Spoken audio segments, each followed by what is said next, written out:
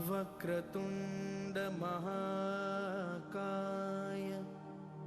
सूर्यकोटि समप्रभा निर्विघ्नं कुरु मे देव सर्वकार्येषु सर्वदा।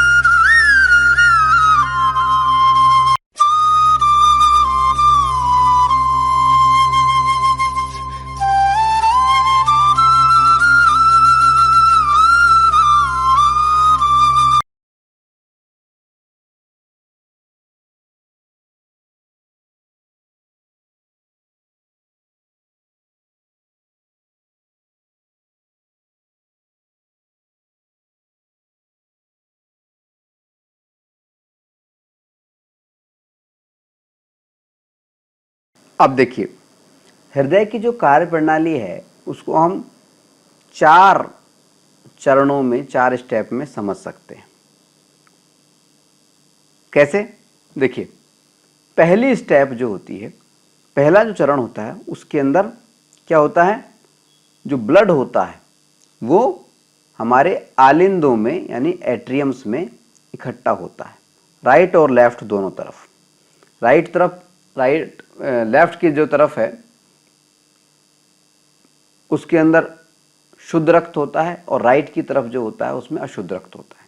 यानी पहली स्टेप क्या है, ब्लड का आलिंदों में, एट्रियम्स में इकट्ठा होना। ठीक है,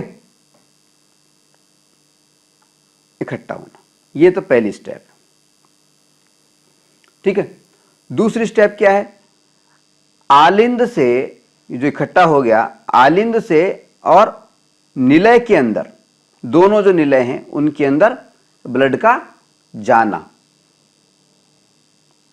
आलिंद से निलय में ब्लड का शिफ्ट हो जाना, ये दूसरी स्टेप होती है। तीसरी स्टेप क्या होती है, ये जो निलय हैं, इन निलयों से, निलयों के माध्यम से और ब्लड का, रुधिर का हृदय से बाहर चले जाना, बाहर चले जाना, ये तीसरी स्टेप है। और चौथी स्टेप क्या है, वापस से, बाहर से ब्लड का वापस से हृदय में आना। ये 4 स्टेप है। ठीक है, अब इन चारों स्टेप के हम थोड़ा सा चर्चा कर लेते हैं। देखिए, नंबर 1, सबसे पहले क्या होता है, बाएं आलिंद यानी ये वाला जो लेफ्ट एट्रियम है और बाएं आलिंद में फुफ्फुस शिरा के द्वारा, यानी ये जो पल्मोनरी वेन्स हैं, ये लाल वाली, इनके द्वारा, और इधर से भी ये लाल वाली आ रही हैं, इनके द्वारा। ठीक है, तो पहली स्टेप क्या है, बाएं आलिंद में यानी लेफ्ट एट्रियम के अंदर फुफ्फुस शिरा यानी पल्मोनरी वेन्स के द्वारा शुद्ध रक्त एकत्र होता है। शुद्ध रक्त किधर एकत्र होता है, बाएं आलिंद में लेफ्ट एट्रियम में। किसके द्वारा होता है, फुफ्फुस शिरा के द्वारा यानी पल्मोनरी वेन्स के द्वारा। ठीक है, और दाएं आलिंद में यानी राइट एट्रियम में महाशिरा के द्वारा यानी वेना कावा, ये जो सुपीरियर वेना कावा, ये वेना कावा, महाशिरा के द्वारा, जिसको हम वेना कावा बोलते हैं। सुपीरियर और इंफीरियर दो प्रकार की होती है, हमने आपको बता ही दिया था। ऊपर वाले शरीर से, शरीर के ऊपरी हिस्सों से लाती है ब्लड, और शरीर के निचले हिस्सों से लाती है। ठीक है, तो ये वेना कावा के द्वारा, महाशिरा के द्वारा अशुद्ध रक्त एकत्र होता है। ठीक है, राइट एट्रियम में तो अशुद्ध रक्त होता है महाशिरा के द्वारा इकट्ठा, और लेफ्ट एट्रियम में यानी बाएं आलिंद में पल्मोनरी वेन्स के द्वारा यानी फुफ्फुस शिराओं के द्वारा शुद्ध रक्त एकत्र होता है। तो पहली स्टेप में तो रक्त जो है हमारे एकत्र हो गया, कहां पे, आलिंदों में, एट्रियम्स में। ठीक है, पहली स्टेप, ये दोनों एक साथ होता है, शुद्ध रक्त और अशुद्ध रक्त दोनों एक ही साथ इकट्ठा होता है, पार्ट अलग अलग हैं बस। ठीक है, अच्छा, अब दूसरी स्टेप क्या होती है, इकट्ठा तो हो गया। दूसरी स्टेप में एक निर्धारित मात्रा में जब आलिंद के अंदर लेफ्ट और राइट, दाएं और बाएं दोनों तरफ, दोनों आलिंदों में जब एक निश्चित मात्रा में ब्लड एकत्रित हो जाता है, तो उसके बाद में क्या होता है, हृदय जो होता है हमारा वो सिकुड़ता है। हृदय की जो पेशियां होती हैं, कार्डिक जो मसल्स होती हैं, वो सिकुड़ती हैं, कॉन्ट्रैक्ट करती हैं, और जब वो सिकुड़ती हैं तो ये जो वॉल्व होता है इनके बीच में, आलिंद और निलय के बीच में हमने बताया था वॉल्व होता है, ये वॉल्व खुल जाता है और आलिंद से ये जो ब्लड होता है वो निलय में आ जाता है। अगर हम राइट एट्रियम की बात करें, दाएं आलिंद की बात करें, तो दाएं आलिंद से तो दाएं निलय में आ जाएगा, और बाएं आलिंद से बाएं निलय में आ जाएगा। तो आलिंद से निलय में आ जाता है दूसरी स्टेप के अंदर। ठीक है, और आलिंद से निलय में जब ब्लड आता है या भरता है, ये जो क्रिया होती है ब्लड के भरने की, निलय में ब्लड के भरने की, इसको हम कहते हैं अनुशिथिलन, डायस्टॉल। डायस्टॉल निलय के अंदर ब्लड भरने की जो प्रक्रिया होती है, इसको हम कहते हैं अनुशीतलन, डायस्टॉल। और जब अंदर ब्लड भरता है, ये जो प्रक्रिया होती है, इसके अंदर जो मनुष्य का जो ब्लड होता है, उसका जो प्रेशर होता है, वो होता है 80 mmg, 80 mmg, याद रखें। अनुशीतलन, अनुशीतलन का मतलब क्या है, निलय के अंदर रक्त भर रहा है, राइट वाली साइड में, दाईं साइड में तो अशुद्ध रक्त भर रहा है, और बाईं साइड में यानी लेफ्ट वाली साइड के अंदर और शुद्ध रक्त भर रहा है। लेकिन रक्त के भरने की, निलय में यानी वेंट्रिकल्स में ब्लड के भरने की, फिल होने की जो प्रक्रिया है, इसको हम कहते हैं अनुशीतलन या डायस्टॉल। और डायस्टॉल के समय पे ब्लड का जो प्रेशर होता है हार्ट के अंदर, वो होता है 80 mmg, mmHg, 80 mmHg। ठीक है, तो ये दो स्टेप तो हमने आपको बता दी कि पहले तो आलिंद के अंदर ब्लड इकट्ठा हुआ, और आलिंद से इकट्ठा हुआ ब्लड वाल्व खुल करके और निलय में पहुंच गया। अब देखिए तीसरी स्टेप में क्या होता है। तीसरी स्टेप में ये जो निलय में ब्लड पहुंचा है, राइट वेंट्रिकल में यानी दाएं निलय में जो ब्लड पहुंचा है, और बाएं निलय यानी लेफ्ट वेंट्रिकल में जो ब्लड पहुंचा है, अब इसका क्या होता है, इसके बाद में क्या होता है कि ब्लड पहुंचने के बाद में वापस से हमारा जो हार्ट है, हमारे हृदय की जो पेशियां हैं, कार्डिक जो मसल्स होती हैं, वापस से सिकुड़ती हैं और ज़्यादा तेजी से सिकुड़ती हैं बल्कि। ठीक है, हृदय की पेशियां तेजी से और पहले से तेज आवाज के साथ में और तेज गति के साथ में सिकुड़ती हैं और एक ही झटके के अंदर दाएं निलय का, ये जो निलय का जो ब्लड होता है, दाएं निलय वाला यानी ये राइट साइड वाला जो ब्लड है वो तो चला जाता है पल्मोनरी आर्टरी में, फुफ्फुस धमनी में, इस वाल्व से होता हो। ठीक है, और जो बायां निलय है, बायां निलय है, इसमें जो ब्लड है वो चला जाता है ओरेटिक वाल्व के खुल करके के माध्यम से, किसमें, ओर्टा में यानी महाधमनी में। ठीक है, थर्ड स्टेप में क्या होता है, हृदय की पेशियां, कार्डिक जो मसल्स होती हैं तेजी से यानी पहले से भी तेज आवाज के साथ में सिकुड़ती हैं और एक ही झटके में दाएं निलय का अशुद्ध रक्त फुफ्फुस धमनी में यानी पल्मोनरी आर्टरी में, दाएं निलय वाला ब्लड तो इसमें चला जाता है, और बाएं निलय का जो शुद्ध रक्त होता है वो महाधमनी में, इस अरटा में पहुंच जाता है, प्रवेश कर जाता है। और ये जो पंपिंग वाली जो प्रक्रिया है, धक्का देकर के जो प्रवेश किया है, इस क्रिया को हम कहते हैं प्रकुंचन। प्रकुंचन, वो अनुशीतलन था डायस्टॉल, इसको हम कहते हैं प्रकुंचन, सिस्टॉल। निलय से जो ब्लड बाहर निकला है हार्ट से, उस प्रक्रिया को हम कहते हैं, निलय से हृदय के बाहर खून को भेजने की या धक्का देने की जो प्रक्रिया है, इसको हम कहते हैं प्रकुंचन, सिस्टॉल। और सिस्टोल की प्रक्रिया में ब्लड प्रेशर ज्यादा होता है। कितना होता है, स्वस्थ मनुष्य का प्रकुंचन में होता है, सिस्टोल में होता है 120 mmHg। mmHg एक पैमाना होता है ब्लड प्रेशर नापने का। ठीक है, आई समझ। तो कुल मिला के तीसरे स्टेप में क्या हुआ, जो निलय के अंदर ब्लड एकत्र था, राइट साइड में यानी दाईं ओर अशुद्ध रक्त था और लेफ्ट साइड में यानी बाईं ओर शुद्ध रक्त था, लेकिन रक्त दोनों निलय में मौजूद थे। तो अशुद्ध रक्त जो था दाईं साइड में, दाएं निलय के अंदर, वो तो पहुंच गया किसमें, पल्मोनरी आर्टरी में, यानी जो हमारी फुफ्फुस धमनी है उसके अंदर। और शुद्ध रक्त जो था, जो कि हमारे लेफ्ट वेंट्रिकल में था, लेफ्ट वेंट्रिकल में था यानी बाएं निलय में था, वो कहां पहुंच गया, वो पहुंच गया ओर्टा में, यानी ओर्टा में यानी महाधमनी में, महाधमनी। तो ये तीसरे स्टेप में होता है। ठीक है, अब देखिए चौथी स्टेप में क्या होता है।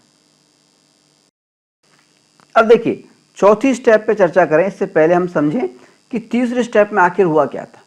तीसरे स्टेप में हमने देखा कि जो अशुद्ध रक्त जो था वो तो कहां पहुंच गया, पल्मोनरी आर्टरी में यानी फुफ्फुस धमनी में। और फुफ्फुस धमनी कहां पहुंचती है, फेफड़ों में, लंग्स के अंदर, तो लंग्स में पहुंच गया। ठीक है, और जो लेफ्ट वेंट्रिकल था, हमारा बायां निलय जो था, उसमें जो शुद्ध रक्त था वो कहां पहुंच गया, वो पहुंच गया ओर्टा में यानी महाधमनी में। और महाधमनी क्या करती है, महाधमनी हमारे बॉडी पार्ट्स में पहुंचाती है, बीपी बॉडी पार्ट्स के अंदर पहुंचा दिया, तो महाधमनी ने बॉडी पार्ट में पहुंचा दिया। और ये जो पल्मोनरी आर्टरी थी, फुफ्फुस हमारी धमनी थी, उसने कहां पहुंचा दिया, हमारे फेफड़ों में पहुंचा दिया। ये तो तीसरी स्टेप में हो गया। अब चौथी स्टेप में क्या होता है, चौथी स्टेप में ये जो फुफ्फुस धमनी के द्वारा फेफड़ों के अंदर अशुद्ध रक्त पहुंचा है, इस रक्त में से कार्बन डाइऑक्साइड गैस बाहर निकल जाती है और इस रक्त में वापस से ऑक्सीजन गैस मिक्स हो जाती है। ठीक है, और मिक्स हो जाती है मिक्स हो गई, ऑक्सीजन, ये कार्बन डाइऑक्साइड गैस बाहर निकल गई, तो ये बात तो यहां तक खत्म हो गई। अब इधर से क्या होता है, शुद्ध रक्त बन गया। शुद्ध रक्त बनते ही वो वापस से, वो जो शुद्ध रक्त हुआ है वो वापस से इसके माध्यम से, किसके माध्यम से, ये जो हमारी पल्मोनरी वेन्स हैं, फुफ्फुस शिराएं हैं, उनके माध्यम से वापस से हमारे हार्ट में आ जाता है, स्टेप नंबर 1 पे आ जाता है।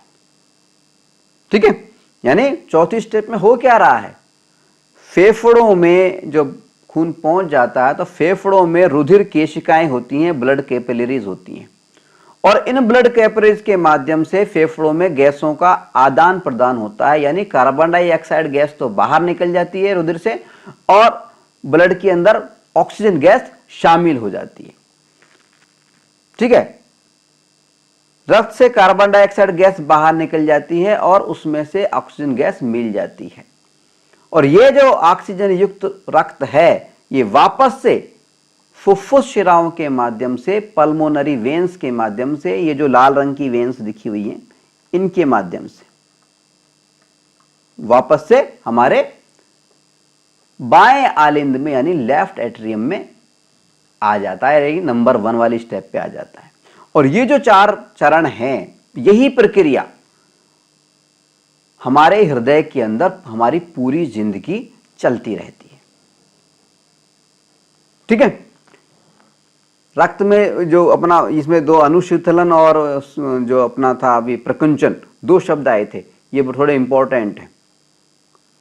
ब्लड जो भरता है नीलयों के अंदर, वेंट्रिकल्स के अंदर, उसको तो अनुशीतलन कहते हैं, और वेंट्रिकल्स में जो रक्त बाहर निकलता है उसको हम कहते हैं प्रकुंचन, सिस्टोल। ठीक है ना, बाहर निकलते समय प्रेशर तेज होता है, वो होता है लगभग 120 mmHg, और जब भरता है उस समय प्रेशर, ब्लड प्रेशर कम होता है, वो होता है 80 mmHg। ठीक है, ठीक है, तो ये तो हमने हार्ट की कार्यप्रणाली समझ ली। ठीक है, अब देखिए ये जो कार्यप्रणाली हमने समझी है, इसको थोड़ा सा एक वीडियो के माध्यम से भी हम थोड़ा सा और दिखाने की कोशिश करते हैं कि आखिर ये चारों स्टेप आखिर होती क्या है, किस तरह से दिखती है। तो एक बार हम आपकी वीडियो प्ले कर रहे हैं आपके सामने। ये देखिए, ये दोनों तरफ हमारे फेफड़े दिखाई दे रहे हैं, बीच में हमें हार्ट दिखाई दे रहा है। ये देखिए, ये हमारा हार्ट है, दोनों तरफ फेफड़े हैं, और हार्ट इस तरह से हमारा काम कर रहा है। ये ऊपर की तरफ जो हैं ये हमारे आलिंद हैं, एट्रियम है, एक ये वाला और एक ये वाला। ठीक है ना, किस तरह से वर्क कर रहा है, देखिए आप, ये देखिए इस तरह से वर्क कर रहा है। अब शुरुआत किस तरह से होती है, देखिए सबसे पहले क्या होता है, हमें साफ दिखाई दे रहा है यहां पर कि ये हमारे जो आलिंद हैं, ऊपर वाले हिस्से हैं हार्ट के, ये वाले, इधर देखिए नीले रंग का ब्लड है यानी अशुद्ध ब्लड है, और इधर लाल रंग का ब्लड है यानी शुद्ध रक्त है। तो सबसे पहले क्या होता है कि ये जो कार्बन डाइऑक्साइड युक्त जो ब्लड है, जो कि विभिन्न बॉडी पार्ट्स से इकट्ठा होता है, वो तो ये जो हमारा राइट साइड वाला जो हमारा आलिंद है, एट्रियम है, इसके अंदर आ जाता है, और शुद्ध रक्त जो होता है वो हमारे लेफ्ट साइड में, यानी जो हमारी बाईं जो आलिंद है, हमारा एट्रियम है, उसके अंदर इकट्ठा हो जाता है। ठीक है, एक एक करके दिखा रहे हैं। देखिए यहाँ पे हमने दिखाया है कि यहाँ पे अशुद्ध रक्त इकट्ठा हुआ है और इधर शुद्ध रक्त होगा। अभी हम आपको दिखा देते हैं। देखिए ये राइट एट्रियम है और ये सुपीरियर वेना कावा, जो हमने वेना कावा बताई थी, तो वेना कावा जो नली थी उसके माध्यम से, वेना कावा जिसको हम महाशिरा कहते हैं, उसके माध्यम से ये इसमें इकट्ठा हो जाता है। ठीक है, इसके बाद में देखिए ये दूसरी तरफ हम जाते हैं। ये हमने बताया था इस साइड के अंदर, राइट साइड के अंदर अशुद्ध रक्त था और लेफ्ट साइड के अंदर शुद्ध रक्त था। हमारा हार्ट जो है थोड़ा सा सिकुड़ा, संकुचन हुआ, और ये दोनों साइड में जो रक्त भरा हुआ था हमारे आलिंद में, हमारे एट्रियम्स में, वो दोनों रक्त हमारे वेंट्रिकल्स में आ गए। यहाँ के वाल्व खुला और वाल्व खुल के अंदर आ गया, वेंट्रिकल्स में आ गए, निलय के अंदर आ गया।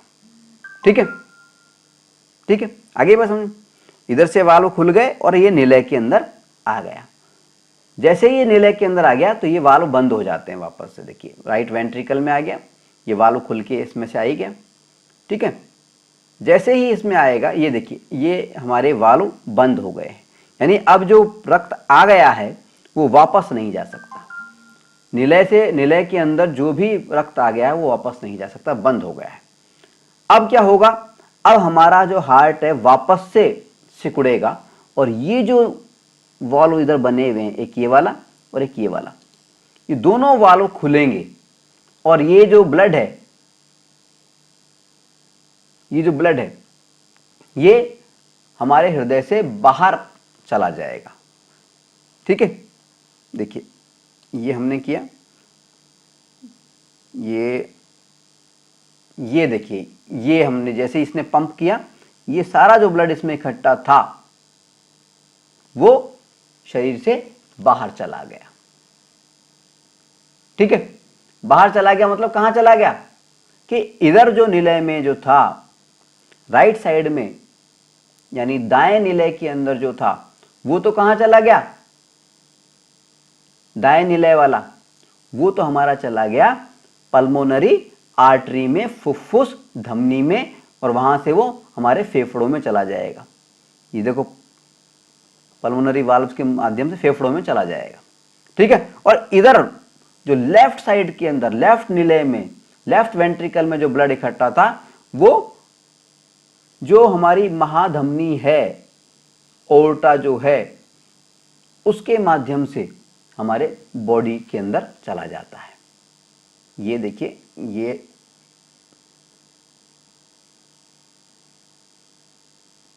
ये चला गया हमारे, ये तो हमारा चला गया फेफड़ों के अंदर। ठीक है, मतलब ये काम एक साथ होता है, एक झटके में होता है, इसमें टाइम नहीं लगता, एक झटके में उतरता है। देखिए ये वापस से ब्लड आ गया, ऑक्सीजन वाला ब्लड इसमें आ गया फुफ्फुस शिराओं के माध्यम से, फिर से इसमें आ गया, निलय के अंदर आ गया, और निलय के अंदर आने के बाद में ये वापस से सिकुड़ेगा, बंद हो गए वाल्व, वापस सिकुड़ गया है, या सिकुड़ते ही वापस से पंप होकर के शरीर से बाहर चला गया। तो इस तरह से ये हमारा पूरा जो हार्ट है पूरी जीवन काम करता रहता है। ठीक है, इस प्रक्रिया को एक बार फिर से आप चाहें तो एक बार और देख सकते हैं। देखिए इस तरह से चलता रहता है, इस तरह से चलता रहता है, पूरी जीवन हमारे इस तरह से हमारा हार्ट वर्क करता रहता है। सोचिए कितना काम करता होगा।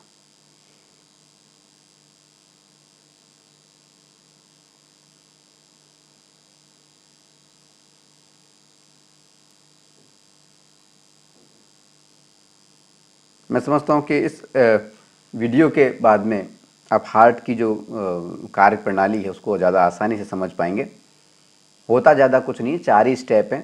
पहली स्टेप में जो ऊपर वाले जो हमारे कमरे होते हैं, कोष्ठ होते हैं, उसके अंदर ब्लड इकट्ठा होता है आलिंदों में, और आलिंदों से दूसरी स्टेप के अंदर निलय में चला जाता है, निलय से तीसरी स्टेप के अंदर पंप होता है वापस से, और एक तरफ तो वो चला जाता है हमारे फेफड़ों के अंदर पल्मोनरी आर्टरी के माध्यम से, और दूसरी तरफ चला जाता है हमारे बॉडी पार्ट्स में ओरोटा या महाधमनी के माध्यम से, और फिर वापस से जो ऑक्सीजन वाला ब्लड होता है वो फेफड़ों से होता हुआ वापस से हमारे आलिंद में आ जाता है। ठीक है, चलिए आगे बढ़ते हैं। अब हम बात करेंगे हृदय की, यानी हार्ट की धड़कन की, यानी हार्ट बीट की। हार्ट बीट की देखिए, अभी हमने बात की थी जब हृदय की कार्य प्रणाली की, तब हमने देखा था कि एक बार तो क्या होता है कि ब्लड हमारे जो निलय होते हैं, वेंट्रिकल्स जो होते हैं, उनमें भरता है। जिसको हमने कहा था भरने की प्रक्रिया को अनुशीतलन यानी डायस्टॉल। ठीक है। और दूसरी बार हमने देखा था कि वो जो ब्लड इकट्ठा होता है निलय से और हमारे हार्ट से बाहर निकल जाता है प्रेशर के साथ, इस वाली प्रक्रिया को हमने कहा था प्रकुंचन या सिस्टोल। और हमने आपको ये भी कहा था कि जब अनुशीतलन होता है यानी हमारा ब्लड भर रहा है निलय के अंदर, वेंट्रिकल के अंदर, तो निश्चित तौर पे गति धीमी होती है, तो उस समय कम आवाज़ आती है, थोड़ी सी आवाज़ कम होती है। और जब हम प्रकुंचन होता है, सिस्टोल होता है, यानी हृदय उस निलय वाला जो वेंट्रिकल में जो हमारे ब्लड होता है उसको पंप करता है, प्रेशर से तेज धक्का देता है, फेंकता है हमारे बॉडी पार्ट्स की तरफ, तो उस समय तेज आवाज होती है। ठीक है। तो हृदय की अनुशीतलन यानी डायस्टॉल और प्रकुंचन यानी सिस्टोल की जो क्रिया होती है, इसके दौरान होने वाली ये धीमी और जो तेज आवाज होती है, इस आवाज को हम हार्ट बीट या धड़कन के नाम से जानते हैं। हार्ट बीट या धड़कन कैसे होती है?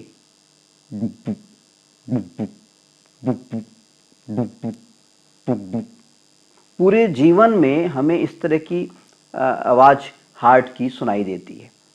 ये जो हार्ट बीट होती है हमें सीने के लेफ्ट साइड में, किस तरफ? ये जो सीना है हमारा, इसके लेफ्ट साइड में, ये जो पोजीशन है, ये वाली, ये जो हिस्सा है भाई, ये राइट साइड है, ये लेफ्ट साइड है, तो ये लेफ्ट साइड में हमें, अगर हम सीने के लेफ्ट साइड में हाथ रखें तो हाथ रखने पर या हमारी जो हथेली होती है उसमें अंगूठे के ठीक नीचे, जहां पे हमने आपको बताया था एक आर्टरी होती है, एक धमनी होती है, जिसे हम बोलचाल की भाषा में नाड़ी कहते हैं, यहां पर अगर हम हाथ लगाएं तो हम आसानी से महसूस कर सकते हैं। तो हृदय की धड़कन हम कहां कहां महसूस कर सकते हैं? सीने पर अगर लेफ्ट साइड में हम हाथ लगाएं, ये लेफ्ट साइड में, यहां पे अगर हम हाथ लगाते हैं तो हमें धमनी, हमारी हार्ट बीट महसूस होगी। या फिर हम अगर अपनी नाड़ी जो होती है हथेली में, हाथ के जस्ट नीचे जो हमारी एक धमनी होती है, आर्टरी होती है, जिसको हम नाड़ी बोलते हैं, वहां पर अगर हम अपनी उंगलियां लगाएं तो हमें ये हार्ट बीट महसूस होती है। ठीक है, आसानी से महसूस होती है। वैद्य और डॉक्टर जो होते हैं वो नाड़ी के चलने की गति के आधार पर ही हमारे स्वास्थ्य का अनुमान लगाते हैं कि हम ठीक हैं कि नहीं है। ठीक है। अब ये जो नाड़ी का स्पंदन है, नाड़ी की जो धड़कन है, इसको महसूस करने के अलावा हार्ट बीट सुनने के लिए, हृदय की धड़कन सुनने के लिए डॉक्टरों के पास में आपने एक खास प्रकार का उपकरण देखा होगा। देखिए कान में लगा रखा है ना ये उपकरण, कुछ चेक कर रही है ये। ठीक है। तो हार्ट बीट सुनने के लिए, हृदय की धड़कन सुनने के लिए डॉक्टर एक खास प्रकार का उपकरण प्रयोग में लेते हैं, जैसा कि इस चित्र में दिखाया गया है कि ये डॉक्टर ने कानों में कुछ लगा रखा है और कुछ चेक कर रही है। और ये जो उपकरण है, कभी आपके दिमाग में आया कि इस उपकरण का नाम क्या होता है? उपकरण देखने में इस तरह का होता है। ठीक है। इस उपकरण का नाम होता है स्टेथोस्कोप। स्टेथोस्कोप, क्या नाम होता है? स्टेथोस्कोप। ये जो स्टेथोस्कोप नाम का उपकरण होता है, इसका काम होता है मरीज की, पेशेंट की हार्ट बीट को सुनना। हार्ट बीट को सुनना भाई, ये जो हिस्सा होता है इसको तो डॉक्टर अपने कानों में लगा लेता है, और ये जो हिस्सा होता है, इस हिस्से को मरीज के सीने पर, पीठ पर लगा लगा करके वो चेक करता है कि हार्ट बीट्स कैसी चल रही है। ठीक है, उसकी आवाज सुनता है। अब ये जो यंत्र है स्टेथोस्कोप नाम का, इसका आविष्कार फ्रांस के एक डॉक्टर थे। कहां के? फ्रांस के। उन्होंने किया था, और फ्रांस के जो डॉक्टर थे इनका नाम था डॉक्टर आर लीनी। डॉक्टर आर लीनी। फ्रांस के जो ये डॉक्टर थे, डॉक्टर आर लीनी, इन्होंने स्टेथोस्कोप नामक यंत्र का आविष्कार किया था। कब किया था? 1861 में, 1861 में। आज से कोई करीबन 150 साल पहले, 150 पौने 2 साल ही हो गए, ठीक है ना। तो हार्ट बीट सुनने के लिए डॉक्टर जिस उपकरण का प्रयोग करते हैं वो उपकरण है स्टेथोस्कोप, जिसका आविष्कार फ्रांस के एक डॉक्टर थे, डॉक्टर आर लीनी, उन्होंने 1861 में किया था, ठीक है। अब देखिए, अगर हम हृदय की धड़कन की बात करें, हार्ट बीट की बात करें, तो सामान्यतया एक स्वस्थ मनुष्य का जो हृदय होता है वो 1 मिनट में तकरीबन 72 बार यानी 72 बार धड़कता है। धड़कने का मतलब क्या हुआ कि 72 बार तो हम उस हृदय के अंदर जो वेंट्रिकल होते हैं, जो निलय होते हैं, उसमें ब्लड भरता है, और 72 बार यानी डायस्टोल होता है, अनुशीतलन होता है, और 72 बार ही प्रकुंचन होता है, यानी वो जो ब्लड इकट्ठा हुआ था वो हृदय से बाहर निकलता है, सिस्टोल होता है। तो अनुशीलन और प्रकुंचन, इन दोनों क्रिया के दौरान होने वाली ये जो दोनों क्रियाओं को मिलाकर के हम कहते हैं हार्ट बीट। इन दोनों क्रियाओं से जो आवाज पैदा होती है उसको टोटली हम एक धड़कन बोलते हैं, हार्ट बीट बोलते हैं। तो एक सामान्य मनुष्य का जो हृदय होता है 1 मिनट में तकरीबन 72 बार धड़कता है। और छोटे जो बच्चा होता है, छोटा बच्चा होता है, उसका हृदय जो होता है, उसका जो हार्ट होता है, वो वयस्क की बजाय, एडल्ट मनुष्य की बजाय, वयस्क मनुष्य की बजाय ज्यादा तेजी से धड़कता है, तकरीबन 120 बार धड़कता है। सामान्य वयस्क जो मनुष्य है उसका तो 72 बार, और बच्चे की अगर बात करें तो वो 120 बार धड़कता है। यहां पर यह भी बात ध्यान देने वाली है कि आयु के अनुसार भी हृदय की जो धड़कन होती है प्रति मिनट, उसमें अंतर आ जाता है। जैसे अगर हम बात करें 1 साल पर, 1 वर्ष का अगर कोई बच्चा है तो उसका जो हृदय है प्रति मिनट 1 मिनट में 120 बार धड़कता है, ठीक है। और अगर ये बच्चा 2 वर्ष का हो जाता है तो ये 120 से थोड़ा घट जाता है, घट करके तकरीबन 110 धड़कन हो जाती है, हार्ट बीट 110 रह जाती है, ठीक है। अब अगर ये 3 साल का हो जाता है, 3 से 6 साल के बीच का है, 3 से 6 साल के बीच का है, तो हार्ट बीट और कम हो जाएगी और हो जाती है लगभग 95, 95। 3 से 6 साल में हार्ट बीट रह जाती है 95। और 7 से अगर 12 साल का बच्चा है तो उसकी हार्ट बीट की अगर हम बात करें तो वो लगभग होती है 80 से 85, 80 to 85 के बीच में 7 से 12 साल के बच्चे की हार्ट बीट्स होती है। 12 बोले 13 मान ले, 7 से 13 साल मान लीजिए आप, 13 साल तक, ठीक है। और युवावस्था में यानी 13 साल के बाद में 14 साल के ऊपर जो बात होती है वो 70 से 80, हमने बता ही दिया 72 होती तकरीबन। 13 साल से ऊपर जो हम चलते हैं तो ये 70 से 80 के बीच में रहती है, यानी आमतौर पर तो 72 रहती है, 72 रहती है, ठीक है। और जब बुढ़ापा आता है, वृद्धावस्था आती है, तो वृद्धावस्था में हार्ट बीट घट जाती है, कम हो जाती है, और भी ज्यादा घट जाती है। और वृद्धावस्था की अगर हम बात करें तो वृद्धावस्था में हार्ट बीट जो होती है 60 से 70 के बीच रह जाती है, प्रति मिनट 60 से 70 बार धड़कता है। और वयस्क मनुष्य का अगर हार्ट बीट की हम बात करें, धड़कन की बात करें, तो वयस्क मनुष्य जो है, स्वस्थ जो आदमी है, एडल्ट जो आदमी है, उसका हार्ट जो है, उसका जो हृदय है 1 मिनट में 72 बार धड़कता है, 72 बार धड़कता है। और हृदय की धड़कन नापने का जो यंत्र है उसका नाम होता है स्टेथोस्कोप, जिसका निर्माण फ्रांस के एक डॉक्टर ने किया था, डॉक्टर आर लीनी ने, ठीक है। चलिए आगे बढ़ते हैं और अब बात करते हैं ब्लड प्रेशर की। सबसे पहले सवाल उठता है कि रक्तदाब या ब्लड प्रेशर या बीपी, जिसको हम शॉर्ट में बोलते हैं, ये होता क्या है। देखिए, जो रुधिर वाहिकाएं होती हैं, ब्लड वेसल्स होती हैं, रुधिर वाहिकाओं में, ब्लड वेसल्स में बहते समय रक्त के द्वारा, ब्लड के द्वारा रुधिर वाहिकाओं के यानी ब्लड वेसल्स की जो दीवारें होती हैं उन पर लगाए जाने वाले दाब को, प्रेशर को हम रक्त दाब कहते हैं, ब्लड प्रेशर कहते हैं। और रक्त दाब को हम mmHg में नापते हैं। रक्त दाब को नापने का जो पैमाना होता है, स्केल होता है, उसको हम कहते हैं mmHg, उसमें नापते हैं। ठीक है।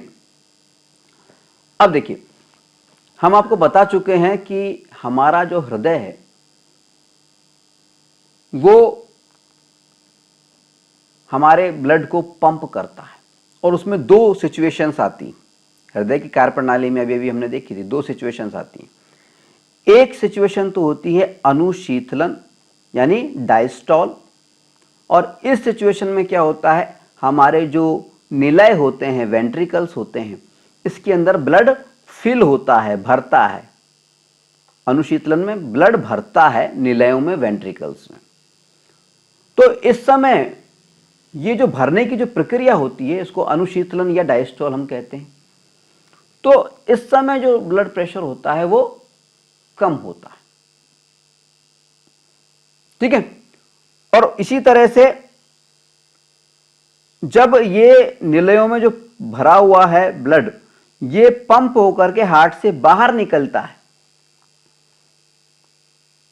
तो उसको हम कहते हैं प्रकुंचन, सिस्टोल। सिस्टोल का मतलब है पंपिंग हो रही है, ब्लड पंप हो रहा है, निलय से बाहर निकल रहा है हार्ट से। ठीक है।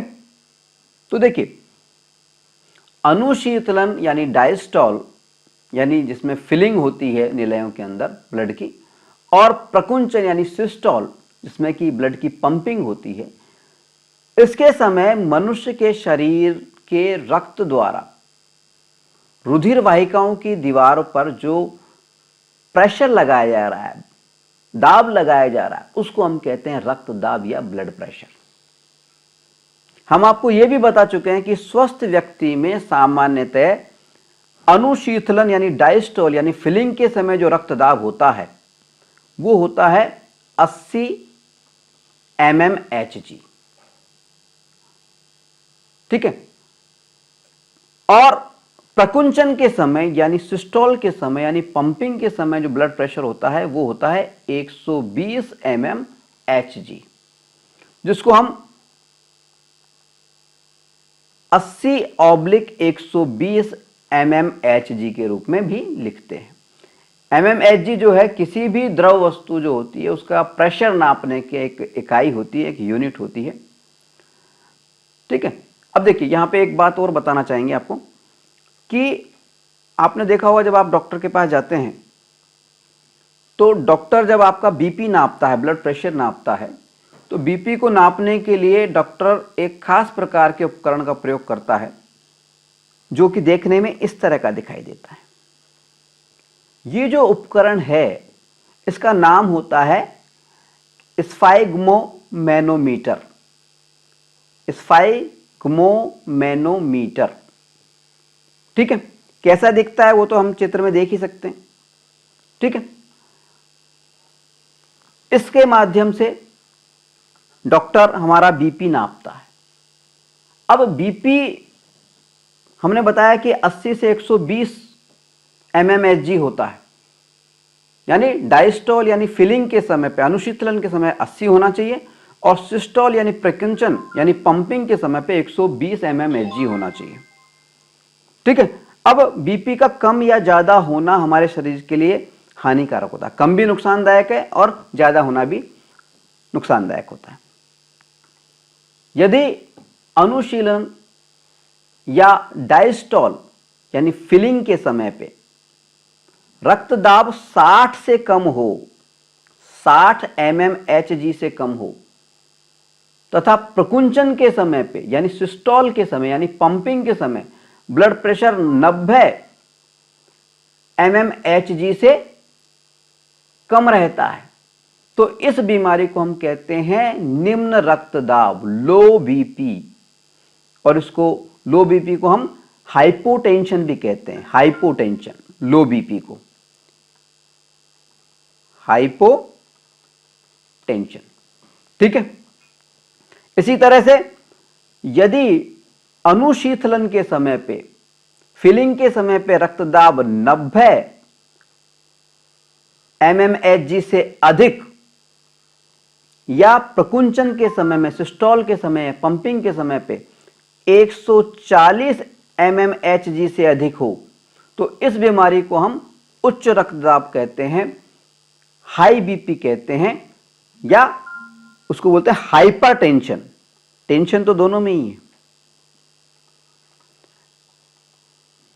अगर उच्च रक्तदाब की बात कर रहे हैं तो उसको हाइपरटेंशन बोलेंगे, और निम्न रक्तदाब, लो बीपी की बात करें तो उसको हाइपोटेंशन कहेंगे।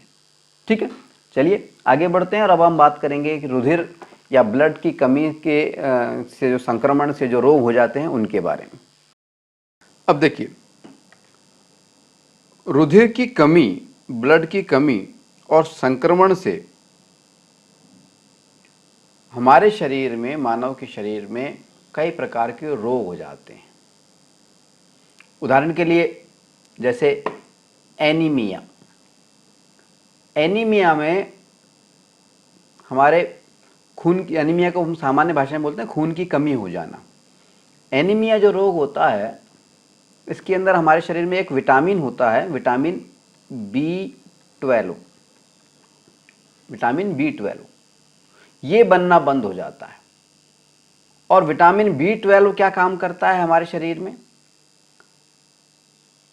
ये हमारा जो रक्त होता है, ब्लड होता है, उसमें हीमोग्लोबिन की जो मात्रा होती है वो इस पर निर्भर करती है।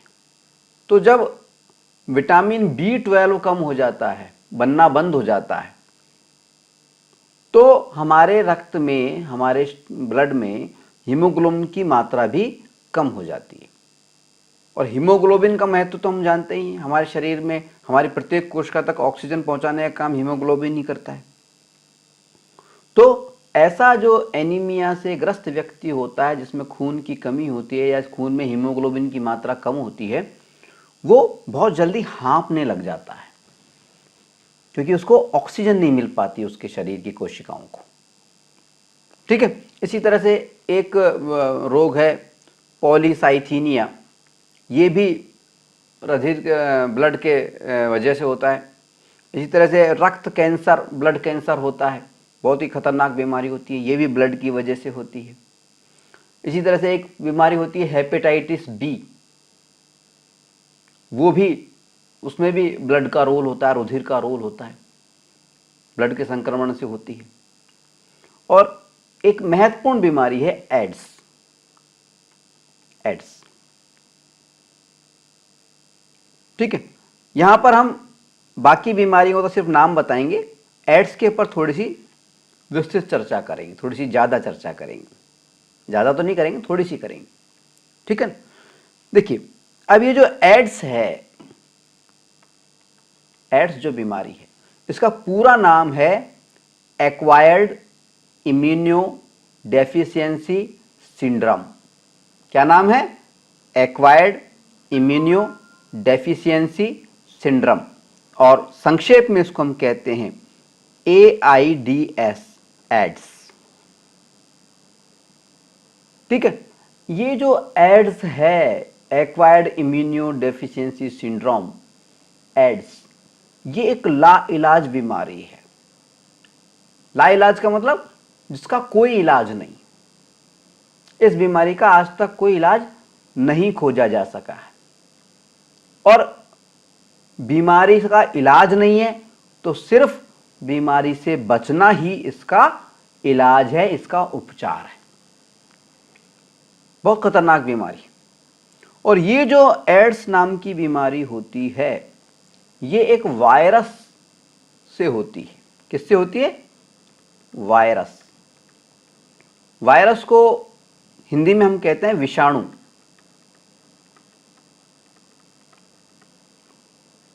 एड्स नाम की जो बीमारी होती है ये एक वायरस से होती है, एक विषाणु से होती है जिसका नाम होता है HIV। HIV वायरस के कारण ये एड्स नामक बीमारी होती है। और ये जो HIV वायरस है ये कैसे फैलता है? ये फैलता है कोई भी संक्रमित जो सिरिंज होती है, इंजेक्शन का जो सिरिंज होती है ना, अगर वो संक्रमित है, अगर वो इन्फेक्टेड है, पहले से उसमें कोई इन्फेक्शन लगा हुआ है, तो संक्रमित सिरिंज से अगर किसी आदमी को इंजेक्शन लगा दिया जाए तो संक्रमित सिरिंज से इंजेक्शन लगाने पर वो व्यक्ति एड्स से ग्रसित हो सकता है। ठीक है। इसके अलावा अगर कोई संक्रमित ब्लेड है, शेविंग ब्लेड जो होती है, संक्रमित ब्लेड से शेव करने पर भी ये बीमारी हो जाती है। इसी तरह से असुरक्षित शारीरिक संबंधों से भी ये फैलती है। ठीक है। अब इस बीमारी में होता क्या है? एड्स नाम की जो बीमारी है, इस बीमारी में रोगी की, पेशेंट की रोगों से लड़ने की जो क्षमता होती है, जिसको कि हम रोग प्रतिरोधक क्षमता कहते हैं, वो समाप्त हो जाती है। और जब रोग प्रतिरोधक क्षमता समाप्त हो जाती है, यानी हमारे ब्लड में जो WBC होते हैं, व्हाइट ब्लड सेल्स होते हैं, जिनको हम सैनिक कोशिकाएं भी कहते हैं, जब वो खत्म हो जाती हैं, रोग प्रतिरोधक क्षमता खत्म हो जाती है, तो जो व्यक्ति होता है, जो पेशेंट होता है, रोगी होता है, वो तरह तरह की बीमारियों के चंगुल में फंस जाता है। कभी उसको कौन सी बीमारी घेर लेती है, कभी उसको कौन सी बीमारी घेर लेती है, वो कभी ठीक नहीं हो पाता। और रोग प्रतिरोधक क्षमता नष्ट होने के कारण अधिकांश जो दवाइयां होती हैं वो भी इस रोग में अप्रभावी सिद्ध होती हैं, वो ज्यादा कारगर सिद्ध नहीं हो पाती। अब ये जो बीमारी होती है, इस बीमारी का पता लगाने के लिए एक टेस्ट किया जाता है। उस टेस्ट का नाम होता है एलिसा। एलिसा अंग्रेजी में स्पेलिंग लिखें तो ELISA, एलिसा। ठीक है। ये जो एलिसा टेस्ट है, इसके माध्यम से एड्स का पता लगाया जाता है, एड्स की जांच की जाती है इस टेस्ट के माध्यम से। ठीक है। और हम आपको बताना चाहेंगे कि ये जो बीमारी है, एड्स नाम की जो ये बीमारी, जो कि वायरस से होती है, HIV नाम के वायरस से होती है, और जिसमें हमारी रोग प्रतिरोधक क्षमता खत्म हो जाती है, एलिसा नामक टेस्ट के जरिए इसका पता लगाया जाता है। ये जो बीमारी है विश्व में, पूरे विश्व में बड़ी तेजी से फैल रही है, बड़ी तेजी से फैल रही है। और विकासशील देशों में तो और भी ज्यादा तेजी से फैल रही है, भारत जैसे देशों में। अब क्योंकि इस रोग का कोई इलाज नहीं है, इसलिए इससे बचना जरूरी है, इसका बचाव ही इसका उपचार है। इसके लिए जरूरी है कि हमारे समाज में जागरूकता हो इस रोग के प्रति, और इस रोग के प्रति जागरूकता पैदा करने के लिए ही हर साल 1 दिसंबर को, कब? 1 दिसंबर को, हर साल 1 दिसंबर की जो तारीख होती है, हर साल 1 दिसंबर को विश्व एड दिवस मनाया जाता है। विश्व एड्स दिवस कब मनाया जाता है? हर साल 1 दिसंबर को। क्यों मनाया जाता है? ताकि ये जो गंभीर बीमारी है, लाइलाज बीमारी है, इसके बारे में जन जागृति पैदा की जा सके, जागरूकता पैदा की जा सके। ठीक है।